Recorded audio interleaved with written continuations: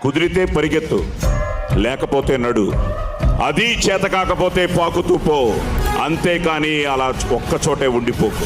దేహానికి తప్ప దాహానికి పనికిరాని ఆ సముద్రపు కెరటాలే ఎగిసి ఎగిసి పడుతుంటే నీ తలరాత ఇంతే అన్నవాళ్ళు కూడా నీ ముందు తలదించుకునేలా చేయగల సత్తా నీది. లే, బయలుదేరు.